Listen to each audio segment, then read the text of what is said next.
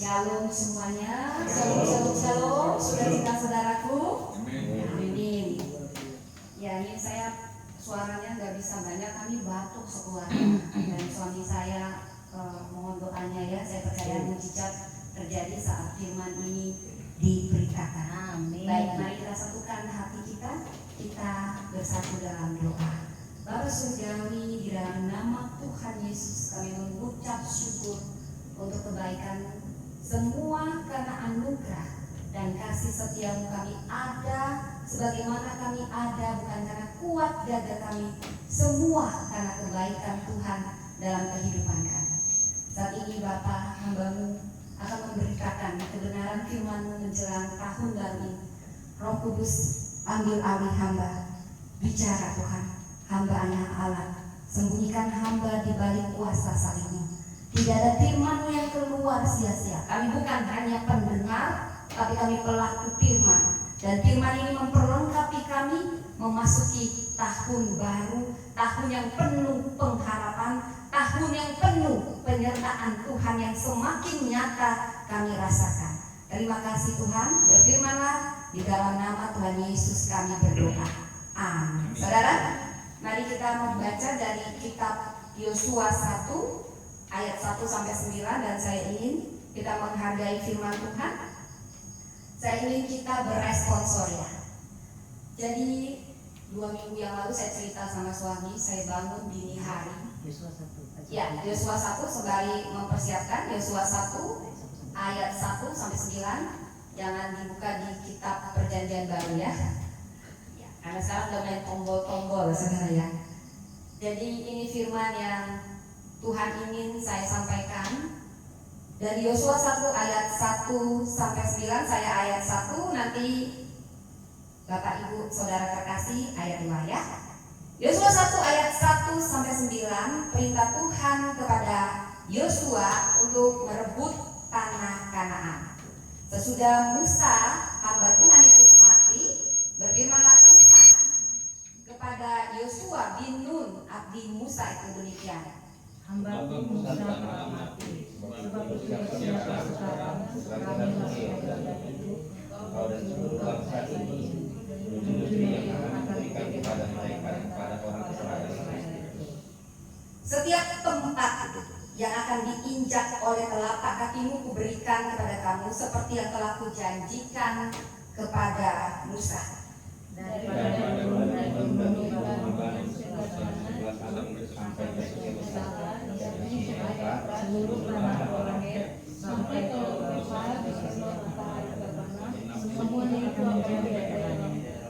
Seorang pun tidak akan dapat bertahan menghadapi engkau seumur hidupmu seperti aku menyertai Musa. Demikianlah aku akan menyertai engkau. Aku tidak akan membiarkan engkau dan tidak akan meninggalkan engkau. Kuatkan dan teguhkan hatimu, sebab engkau yang akan memimpin bangsa ini memiliki negeri yang dijanjikan bangsa Israel yang mereka berikan kepada mereka. Ayat yang ke-7.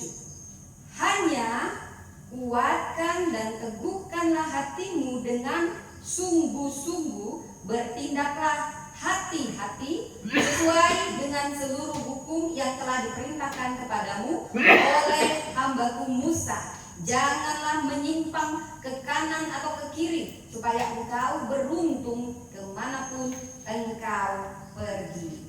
Janganlah engkau lupa mengatakan kitab Taurat ini, tetapi renungkanlah itu siang malam, supaya engkau bertindak hati-hati sesuai dengan segala yang tertulis dalamnya. Sebab dengan demikian perjalananmu akan berhasil dan engkau akan beruntung. Amin.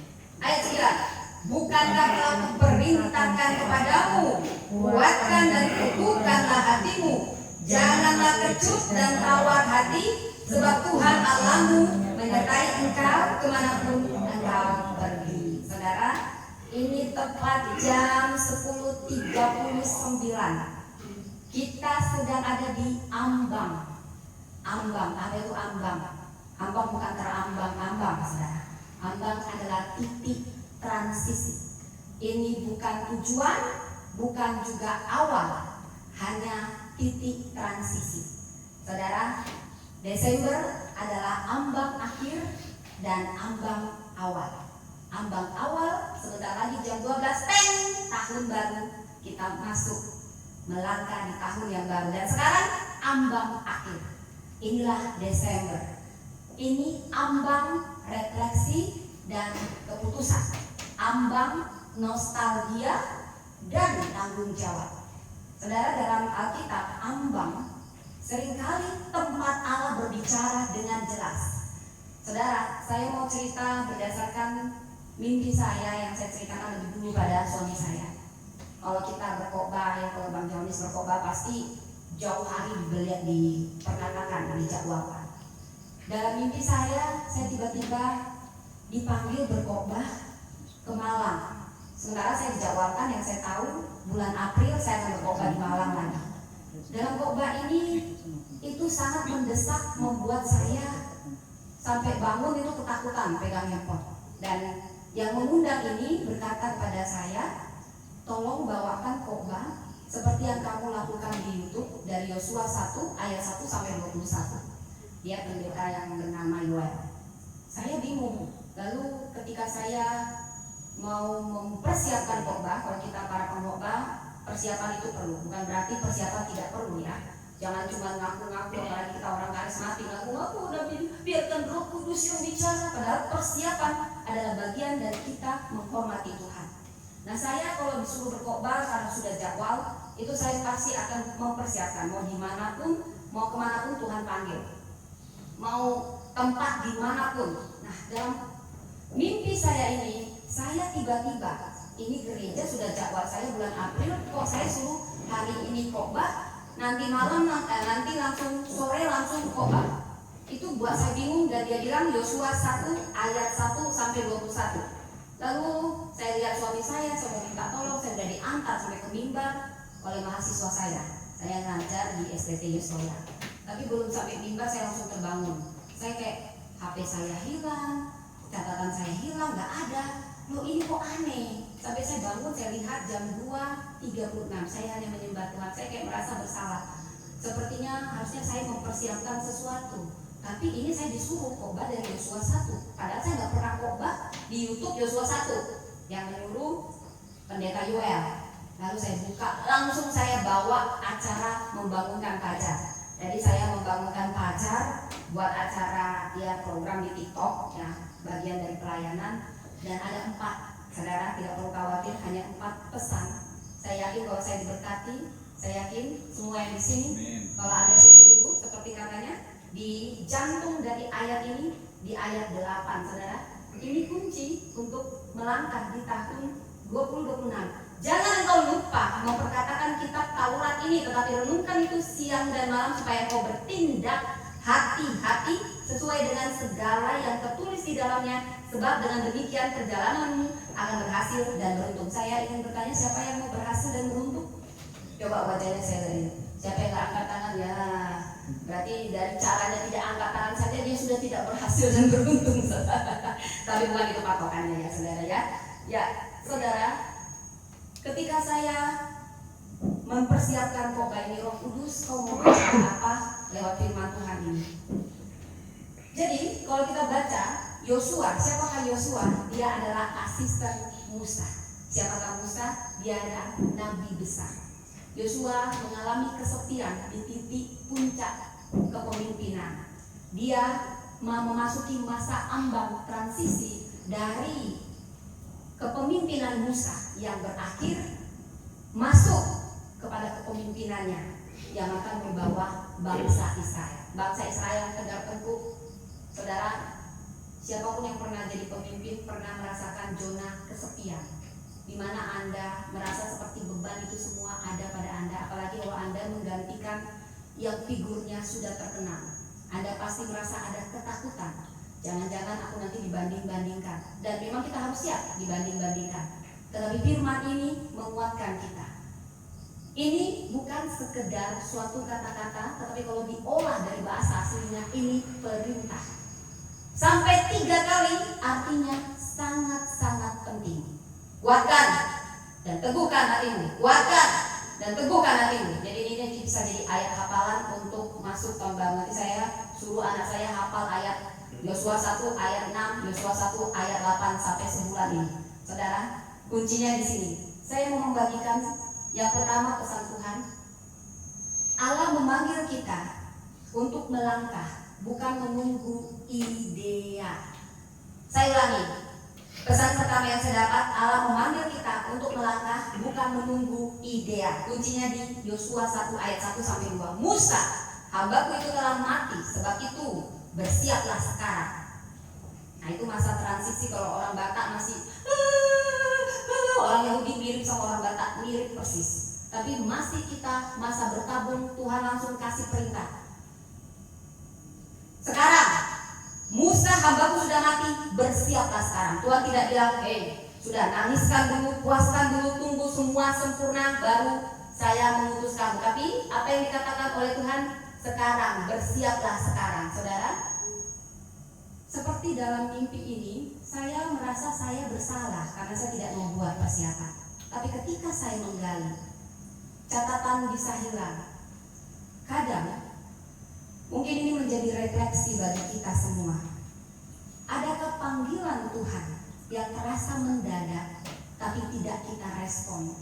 Karena kita berpikir, tunggu saya selesai dulu Tuhan, tunggu semua ideal, tunggu anak saya besar, tunggu situasinya lebih nyaman. Yosua ada di tengah-tengah ambang ini, dan ini adalah keputusan. Kita ada di ambang mau masuk tahun 2026. Dan ini menjadi panggilan buat saya percaya ini panggilan buat kita.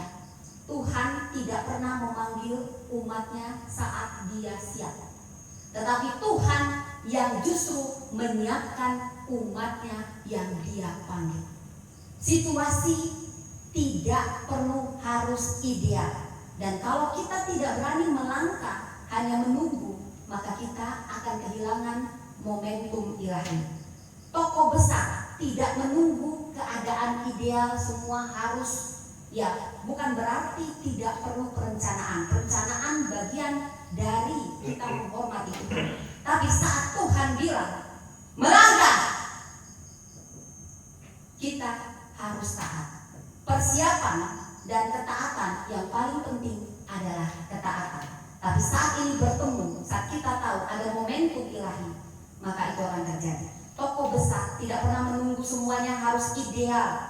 Tahukah, ketika saya menyoroti semua, baik Abraham, baik Musa, semuanya disuruh melangkah. Sebenarnya saya pernah di titik ini, tunggu dulu Tuhan, anakku masih kecil. Ini suara Tuhan atau suara hatiku atau suara setan? Tuhan suruh saya sekolah. Saya selalu memakai momentumnya adalah suami saya. Saya harus tunduk pada suami saya. Itu momen yang menjepit.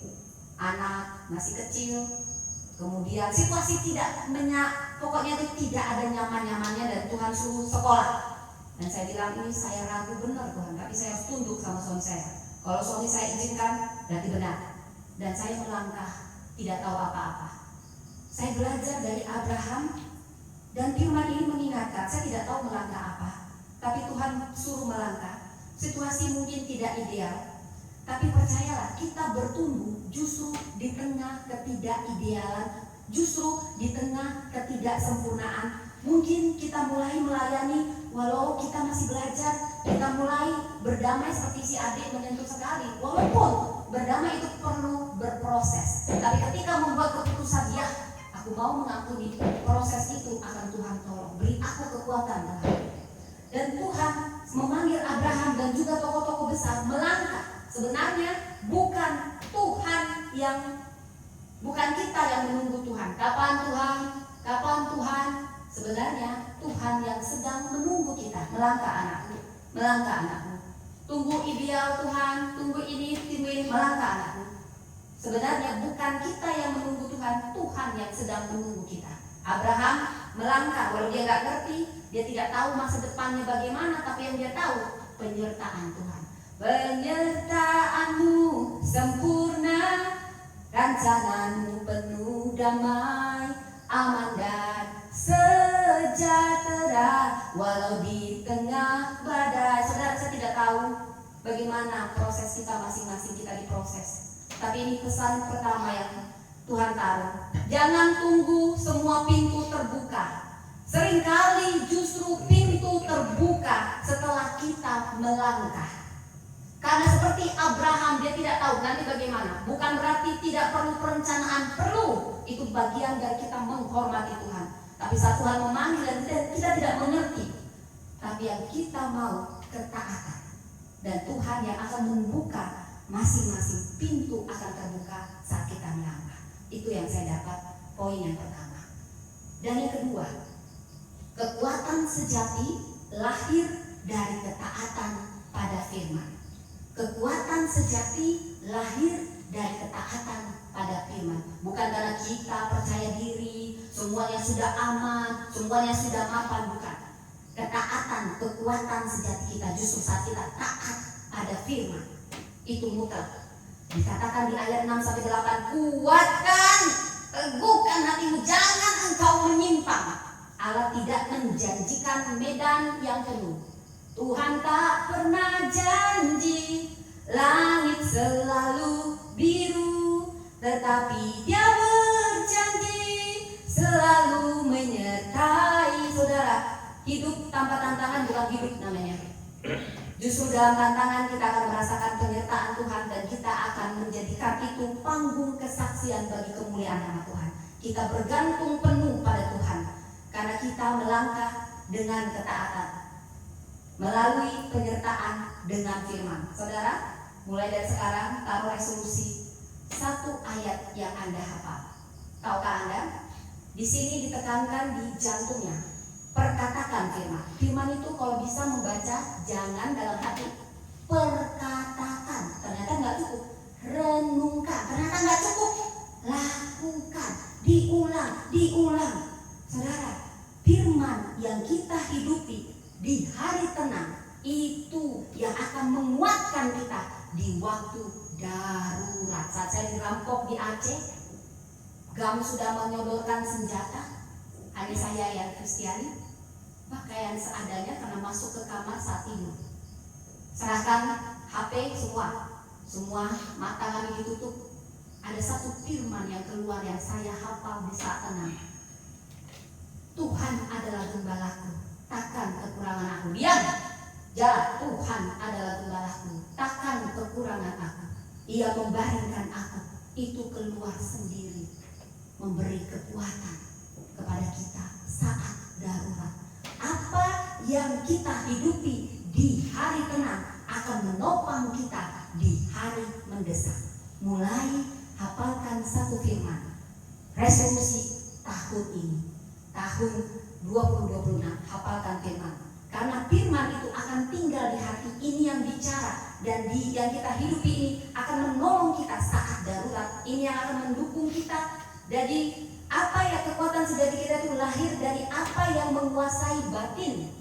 Apapun yang terjadi di luar, saudara, kalau di dalam ini aman, semua akan aman. Karena kekuatan itu lahir saat sukacita Tuhan itu dari dalam, bukan dari luar. Situasinya apapun yang terjadi, Anda tak tahu bagaimana orang Kristen dibantai di Nigeria. Oh, bersyukur kita di sini, saudara, puluhan ribu sudah tewas di Nigeria. Tapi saya tahu martir-martir, darah martir ini yang akan menguatkan kekristenan dimanapun. Karena itu hafalkan firman. Itu yang akan menguatkan. Firman bukan sekedar kata-kata. Kita kuasa Roh Kudus itu memberi kita rema, memberi kita kekuatan. Itu bukan sekedar permainan kata-kata. Firman yang kita hidupi di hari yang tenang akan menopang kita di hari mendesak. Apapun yang terdarurat. Yang ketiga, jangan takut, tapi juga jangan lengah. Yosua 1 ayat 9 yang beresonansi dengan Yoel 1 ayat 5. Jangan takut, jangan tawar hati. Ini kata-kata yang harus kita ingat melangkah di tahun 2026. Saudara, setiap gereja, setiap orang percaya bisa tidak takut. Mungkin saya pemberani, tapi kadang kita lengah. Yang berani sering lengah. Yang aktif tapi tidak berjaga-jaga. Jadi yang Tuhan katakan jangan takut, bukan hanya, saya mau katakan, bukan sekedar berani. Karena keberanian tanpa kewaspadaan akan melahirkan kelalaian. Kewaspadaan tanpa iman melahirkan ketakutan. keseimbangan. Jangan takut, tapi juga terjaga, berhati-hati. Dibilang di jantungnya, saudara, jantungnya ayat 8. Supaya engkau bertindak hati-hati. Hati-hati. Jadi tidak hanya kuatkan, tidak hanya berani, tapi juga waspada, seimbang. Waspada. Dan firman Tuhan akan menuntun kita bagaimana kita berani melangkah, tapi kita juga berjaga-jaga. Itu kuncinya. Dan yang terakhir, saudara, sebentar lagi 2026. Yang keempat, penyertaan Tuhan adalah jaminan melangkah di musim baru. Tahun 2026 sebentar lagi adalah musim baru. Tuhan Allahmu menyertai engkau kemanapun engkau pergi. Ini di akhir pasal, bagaimana umat akhirnya meneguhkan kepemimpinan Yosua dan mendukung kepemimpinan Yosua ditegaskan. Artinya apa? Otoritas itu tidak lahir dari popularitas, tapi dari penyertaan Allah. Mungkin kita tidak kuat, mungkin kita bukan siapa-siapa, mungkin kita diremehkan, tapi saya mau katakan, bukan soal popularitas atau apapun, tapi saat Tuhan menyertai kita, maka keberhasilan yang akan kita peroleh. Kita melangkah bukan karena kita kuat, tapi karena kita disertai Tuhan. Demikian firman Tuhan. Mari kita bersatu dalam doa. Bapa Surgawi, terima kasih untuk firman-Mu. Kami ada di ambang ini. Kami mau melepas tahun ini, tahun 2025. Dan beberapa jam lagi kami masuk tahun yang baru. Di ambang ini kami membuat keputusan iman. Kami mau melangkah sekalipun banyak hal kami tidak mengerti. Tapi satu hal yang kami tahu, Bapa kami sudah ada di masa depan. Dan Bapa kami yang menjamin keselamatan kami. Bukan karena kekuatan kami, tetapi karena penyertaan Tuhan. Kau berfirman dan memerintahkan, kuatkan, teguhkan hatimu. Kami mau kuat bersama Engkau Tuhan. Apapun kata dunia tahun 2026, kami katakan tahun penyertaan Tuhan yang semakin nyata buat kami semua. Kami bukan hanya pendengar, tapi kami pelaku. Sekalipun kami tidak mengerti, tapi kami percaya bahwa Allah kami memegang masa depan kami. Allah kami yang akan membuka pintu-pintu. Kami mau melangkah dengan menguatkan hati, dan kami mau tetap katakan melangkah dengan taat apa yang Tuhan taruh. Tuhan yang akan mempersiapkan kami, Tuhan yang akan memperlengkapi kami, karena Tuhan itu adalah sumber kekuatan kami. Kami bergantung penuh kepadamu Tuhan. Kuatkan kami Roh Kudus, tuntun kami dengan firman-Mu yang akan kami renungkan siang dan malam. Kami lakukan supaya kami berhasil dan beruntung. Kami percaya tahun 2026 penyertaan Tuhan semakin nyata. Pintu-pintu terbuka di dalam nama Tuhan Yesus. Kami berdoa. Sama-sama kita katakan amin. Kita nyanyikan lagu penyertaan-Mu sempurna. Saudara, jadikan ini. Jangan takut melangkah. Ingat, kuatkan dan teguhkan hatimu. Itu tadi pesannya yang pertama, melangkah walaupun semua tidak sempurna, belum ideal. Tunggu dulu. Tapi kalau Tuhan katakan melangkah, jangan takut. Jadikan firman Tuhan yang menjadi, jangan takut tapi juga jangan lengah. Dan penyertaan Tuhan adalah jaminan kita. Ada 4 hal tadi ya saudara. Jangan dilupakan 4 hal ini, pesan memasuki tahun 2026. Kita berdiri sama-sama. Kita nyatakan di ambang ini saya membuat keputusan. Saya berani melangkah bersama Tuhan. Tuhan yang akan bukakan, karena kekuatan kami dari Tuhan. Katakan dengan segenap hati. Jatuhkan ke selangit oleh setiap hati kami. Yes, namun satu hal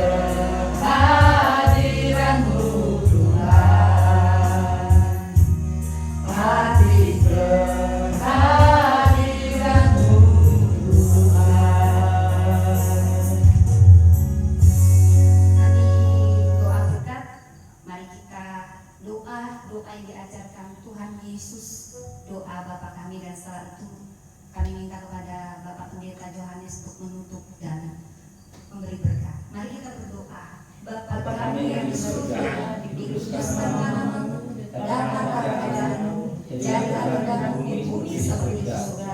Berikan kami pada hari ini makanan kami yang secukupnya, dan ampunilah kami akan kesalahan kami, seperti kami juga mengampuni orang yang salah kepada kami. Dan jangan membawa kami ke dalam pencobaan, tetapi lepaskanlah kami daripada yang jahat. Karena Engkau yang punya kerajaan dan kuasa dan kemuliaan sampai selama-lamanya.